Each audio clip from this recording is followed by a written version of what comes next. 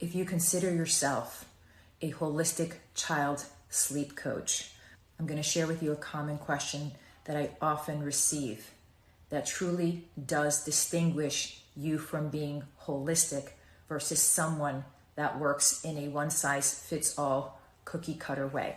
So the question that came into me is, I was just wondering if someone specifically asked to tell them how to respond during the night, what would you say? If the client asks, should I pick up my child or not? Should I leave them to cry for a certain amount of time? I feel as though this is a question that will get asked, so I just want to feel prepared for it. So let's review the question, because I often find that the issues arise from the question itself. And one of the things that I often say is that when you are holistic, you are ensuring that you are not generalizing, you are customizing and being as specific as possible. If the client asks, should I pick up my child or not? That is a very general question. And in order for me to give my client the appropriate answer, I have to know what is going on in the circumstances. Is this a situation where the child is waking up at night due to the daytime schedule, different inconsistencies going on? Did the child get scared? Is the child under the weather? So if my client should pick up the child or not depends on those factors as well as timing. Should my client pick up their child after 10 seconds, 5 seconds, 2 minutes, 3 minutes? How old is the child? What is going on? What is the relationship like? What was the birth like? I mean, there are so many things to consider in a given situation. Should I leave them to cry for a certain amount of time? That depends. So crying in and of itself, there's nothing wrong with crying in and of itself. Crying is a form of communication, release. However, ignoring or trying to prevent a cry are two extremes that pretty much teach people that crying is not okay, that you can cry all you want, you're not going to be supported, right? Or crying is not okay. So the thing here to recognize is that it depends.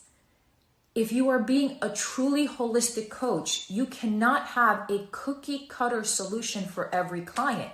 I cannot tell every single client the same exact answer. How you respond to a child at night depends on what is going on in that specific situation, in the environment, in the relationship, in the family dynamic, in what happened during the day. Depending on all those details and all that information that I collect, then I'm going to be able to know how to respond. It's not a cookie cutter answer. I'm not going to say the same thing. Now, if the question came in, what kind of physical and mental state is most optimal to show up for my child when my child is waking up at night? And in that case, I would begin to share, tuning in, checking in with your breath, ensuring that you're grounded and clear and calm so that you know how to respond, tuning into the situation. That would be the first step. The next step would be to understand, once you tune in, what is happening with that child. And depending on what is happening to that child, then how we respond to the situation will depend. And it's going to be different.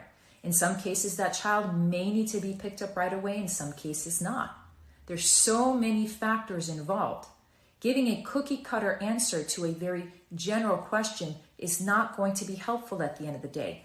Rather, we want to get as specific as possible to understand what is it that our clients are truly asking, right? And determining what is actually happening specifically in that situation so that I can then support my client with tools and strategies so they can then show up in their best way, in their most optimal way for their child.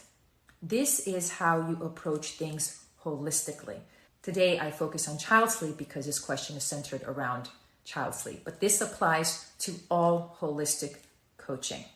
I'm Mar DiCarlo. You are watching Holistic Coach Education, Advanced Training for Holistic Professionals. Until next time.